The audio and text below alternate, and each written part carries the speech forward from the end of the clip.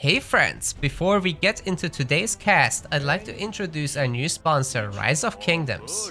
This is a free-to-play mobile strategy game with a historical setting featuring several major civilizations. Rise of Kingdoms will be sponsoring 2 of my streams this week. Get the game with the link in my description, reach level 5 and you'll be helping me pay for the development and tournaments of my RTS esports website, metaplays.com. Thank you to Rise of Kingdoms for the sponsorship. Now let's get some SpellForce done. Spawning on the left side of Windwall Forests, playing as the Yellow Dark Elves, this is Saylok. He's gonna be going for the good old trusty Guardian of Nor, as he always does, with a triple woodcutter and single hunting cabin build order. You make sure that your hunting cabin is first, of course, and quick teleport on the Guardian of Nor is what we're gonna see on this woodcutter. Saves you a little bit of walking time. Now on the other side we've got the one and only Dwarfing Dwarf, playing as the pink humans. Very nice. And for our pink humans it's gonna be the Royal Mage. Very nice to see this guy being picked. Always appreciate it. Now let's go through the skill trees in a second, but first of course it's a double woodcutter, single hunting cabin, and a stonecutter for our humans. Okay, skill trees. Easy mobs are taken down. We've got Soul Explosion, Debilitating Blow, and Brute Force, with a bunch of floating skill points. For Saylok's Dark Elf there, we've got the Royal Mage on the other side with an early Hailstorm, as well as Spark and Biting Frost. So it might actually be one of those Ice Mage moments here. With a bit of a mix. Spark, of course, has the interrupt in addition to its damage dealing potential, which is coming in very useful against the high tier creeps on the map. Scout has tried to do some damage, but didn't manage to do too much. In the first sector, we're actually going to be seeing a hunting cabin as the opening building. That is not something that you commonly see. We've got the double woodcutter, of course, which was made early, and hunting cabin was delayed in order to make this work. Stonecutter is now happening so as to upgrade this one, and no doubt we'll be seeing the stonecutter here as well. That's what it is. Spectre gets sniped early by Dwarfing Dwarf over here, so that was very nice by the Royal Mage with the auto attacks and the spark together. Now let's see what Saylok has been up to. He's actually gone north. He's captured this Godstone in the middle, which allows you to gain some little bit of mobility. Dark Ensign also doing its job, upgrading itself there. Got a hunting cabin here, and we had an early woodcutter. So all things considered, everything's pretty standard, honestly. And Saylok will be meeting his opponent here as they'll fight over the creeps. Biting Frost, by the way, does some extra damage when enemies are chilled, such as when Hailstorm is currently affecting them. Doesn't look like Saylok was able to steal much of the experience here, and he's lost a little bit of walking time as he went past here. Royal Mage is heading up to the next area.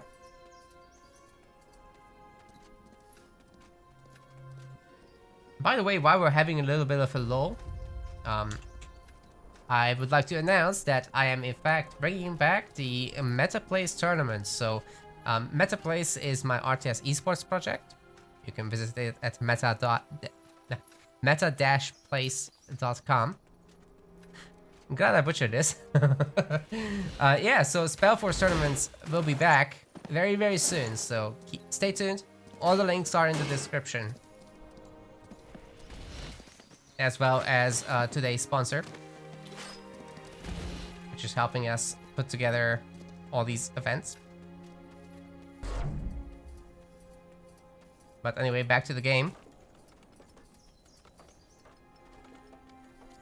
Not much going on in the main. Obviously, our Dwarfing Dwarf player gamer, aka Levatus, is not currently upgrading to Tech Tier 2. We're gonna have a bit of infantryman production. Stuff like that going on. Extra woodcutters, extra hunting cabins. Boom is gonna grow. They have to multiply before they can really become a threat.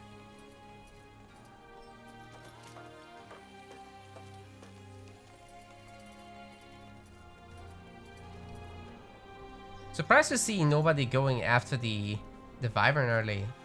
It's a very nice little experience boost that you can get. Of course, you need quite a bit of army to take it down. But yeah, we are still seeing very low levels from both heroes at the moment. Level 3 just now reached. And that should be a dead Tarantula over there. Oh, Royal Flag grabbed in the bottom here. That's a good one to upgrade, and then you can just auto attack the Wyvern with it. Let the base soak the damage and weaken the Wyvern a little bit, then you come back with your army.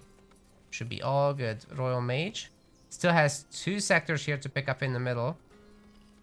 And then the Skellies might be an easier target to take on than the Wyvern itself. I really like by Saylock that he's come up here to take this Godstone over.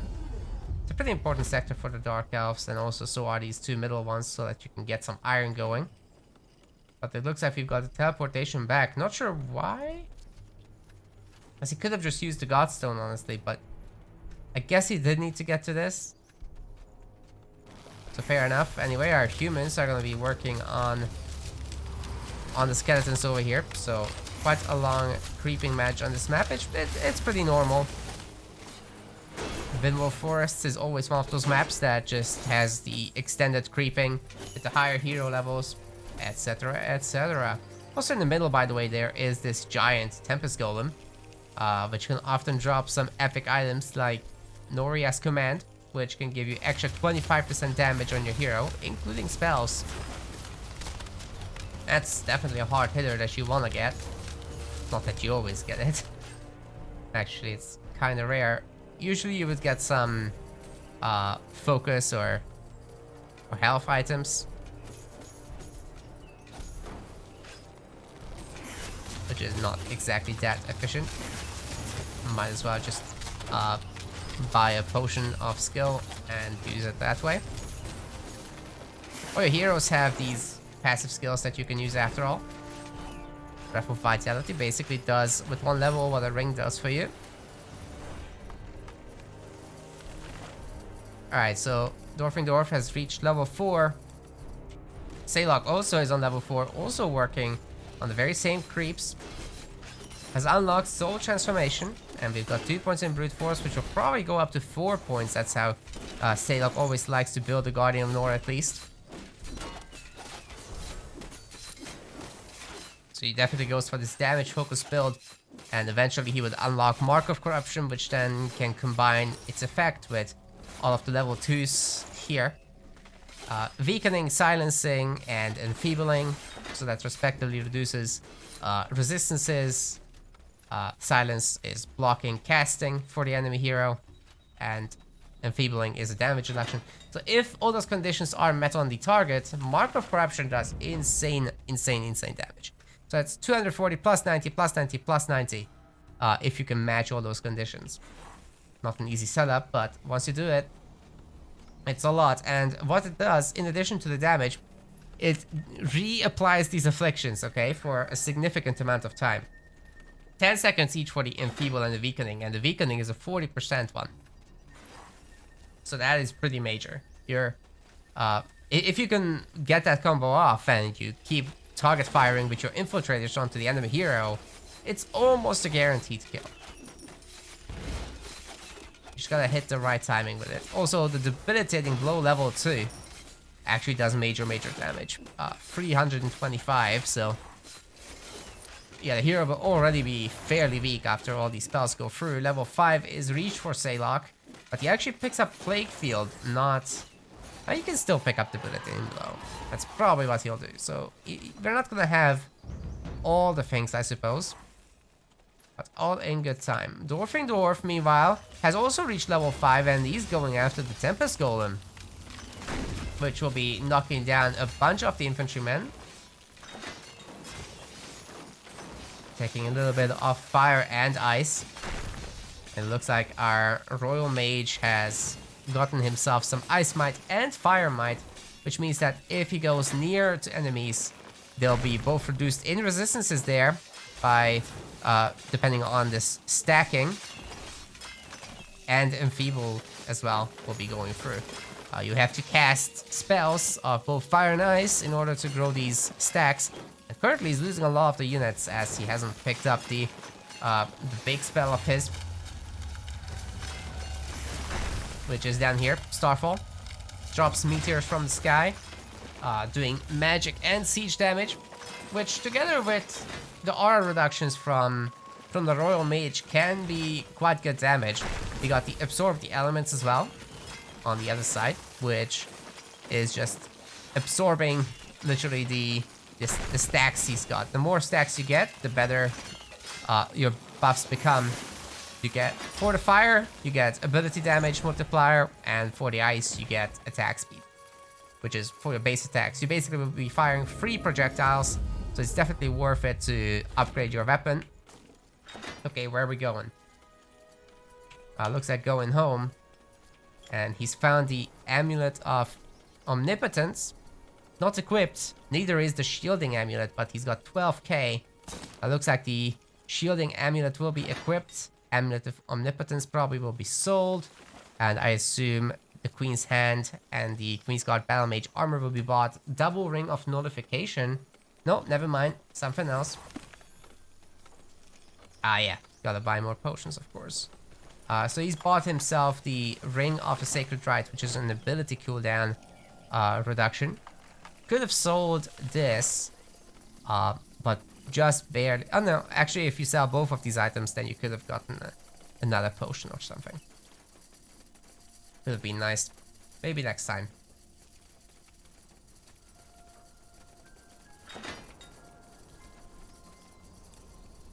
Now back to our Dark Elves. Mark of Corruption has indeed been picked up, but we still got 2 ability points ready to go. Soul Transformation 2 is on. Weakening can be obtained via the Plague Field, which is a unit sacrifice. There's a ton of Infiltrators for our Dark Elves. There are going to be 4 Halls of Pain, but 2 of those are still in production, so let's see how that goes. That is an upgraded Icicle Storm over there. Battle Mage taking not quite the full effect of Sayloc's Wombo combo. Absorbs the elements as well. And our Dwarf Gamer is doing pretty well overall, I would say. Shield currently applying minus 37 movement speed, but if you can combo that with Absorb the Elements level 3, that would be a lot better. Right now, however, that wasn't the case. You can definitely work on that some more. Dark Elves do end up winning here, but at the cost of losing their base.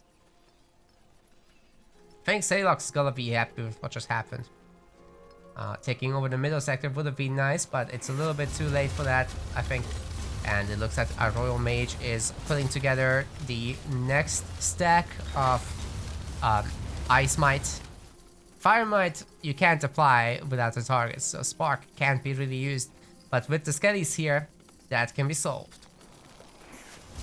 I don't think these Skellies are gonna give enough experience to go up all the way to level 8. But it'll be definitely closer to it.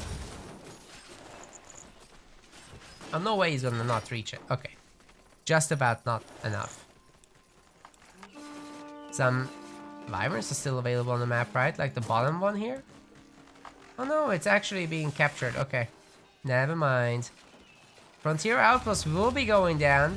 Elements have not been absorbed. Royal Mage is currently silenced. Minus 35% on that slow down at the moment. Guardian of Nor getting a little bit low from all that Arbalest focus fire. Hasn't been able to use Mark of Corruption.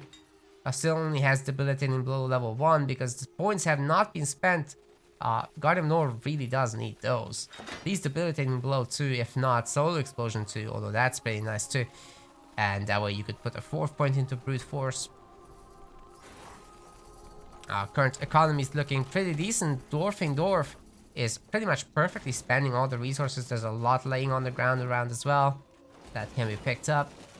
The housing problems are real though. Dwarfing Dwarf needs to make some billets as soon as possible. Frontier Post should be taken down momentarily. Let's check what upgrades are coming in for both our players. Refinery is currently getting the improved wood and food economy upgrades for Saylok, but I'm not sure he actually has the stone for all that, especially trying to build Halls of Pain at the same time, Dark Temples at the same time. Have we even got any Spires of Souls? It doesn't look like it, so he won't be able to get Sleepers anytime soon with their upgraded Whirling Blades version, which can hit 3 targets at a time. Not gonna be the case, unfortunately. Alright, let's see what that Royal Mage can do now. 49% movement speed reduction at the moment, so that is very nice. Hits the Guardian of Nor with the freeze, by the way. That happens when you chill them, and your Ice Biting Frost here is on level 2. So currently it can do like over 500, 600, over 600 damage just about. And yeah, it also freezes the target if they are chilled, which is absolutely insane. Frozen State does give you a lot of extra resistances, so it's not like you're gonna go and snipe them, but if they're already low, you might as well try. Also, Starfall has been unlocked if Absorb the Elements can be used with a higher level of stacks. There we go. No absorption happened, but we did have a very nice Starfall, deleting a ton of the Dark Elf army. Guardian of Nor has been interrupted from his jump as well. Trying to get out of here now, but I'm not sure he'll be able to. So humans end up taking down one more base. And the spiders are getting picked off by these Arbalest. Just about manages to escape. Humans are taking this over again. I mean, it was theirs to begin with, but now it looks like the entire middle of the map is just taken over here. Also, humans are going tier 3 behind us. Whereas Dark Elves have got to be miles away at the moment. Where are those Spires of Souls? We're starting to see the Sleepers, but they really do rely on that extra damage. So elements have not been yet absorbed, but the Guardian of Nor is yet again frozen. Right now, completely surrounded. We'll have to push past these infantry. Oh my goodness, I'm not sure he'll be able to. He's just down. That's what happens when you build for damage and not for tanking. Oh my goodness, the wood kind of just gets taken down by a Starfall. But I didn't see that coming. It's a good way to do some minor damage without having to fully commit to a fight. Although Dwarfing Dwarf, I would say, has kind of enough stuff to be able to attempt it. I don't think he's got the Arbalest upgrade just yet. Let's see. No Arbalest upgrade, but obviously tier 3 is coming in like we discussed earlier. And the champions will be available almost right away. Aria is right here in the middle, so humans don't even have to go out of their way. There is an Aria sector up here, by the way, but quite a bit of Aria, and that's all the Aria that the humans will have really access to. There's another here, but you know, you're not gonna take over that.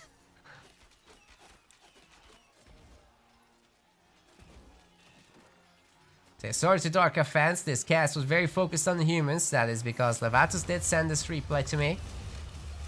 And actually, you can do that yourself. You can just message me on Discord and send your own replay. But I think this Guardian of Nor is about to get frozen yet again. And we could see an element absorption on this Royal Mage. There it is. And with that, the full damage increase is on. The full power up is on. Infiltrators are chilled to 54% movement speed. And I'm surprised to not see a Starfall anywhere. What's going on? Dwarfing Dwarf has done the Starfall, but it just didn't render, I guess. That happens sometimes. This is one of the spells that is actually buggy in the game. And it just disappears as it falls down. Good luck. Good luck dodging it that way. So one thing I'd like to see changed about the Royal Mage, to be honest. I'm pretty happy with how he is now. He used to be kind of a meme, but I think people are starting to figure him out. I know I played him a lot. I'm very happy with how he performs. And it's good to see the ice variant being used a little bit. Like that frozen attribute is actually very nice on ice level 2 there. Biting Frost, rather. Okay, Garden Nor is back at level 7. Let's see if Salok has finally spent his... Oh no, he's got 4 points available. That is a little bit of a disaster. Minus 25 on the stone department. But, oh, 0 Spires of Souls as well. Okay, the sleeper upgrade will never come through this way. So many souls available, but just not able to make use of them. Aria distilleries are being placed. I think you should be able to squeeze 2 of them here. But anyways, this game is gonna be over as Salok unceremoniously taps out. Dwarfingdorf has made it happen. So let's have a quick look through the stats here. Looks like the overall performance of the humans was just a little bit ahead in every single department. Even in the spending, it was a little bit better. The less resources you currently own, but the more you gather, the better everything is. The hero experience just absolutely through the roof, and very good job. Of course, spending the 20k gold in the mid game, that was great. So yeah, guys, thank you very much for watching. Make sure to like and subscribe, and check out our sponsor, Rise of Kingdoms. Very much appreciate if you do, as it will help me out a ton with tournament and event hosting and, you know, website feature development, as none of that is inexpensive, obviously. So yeah, thank you very much. See you on the Discord and in the next cast. Bye bye.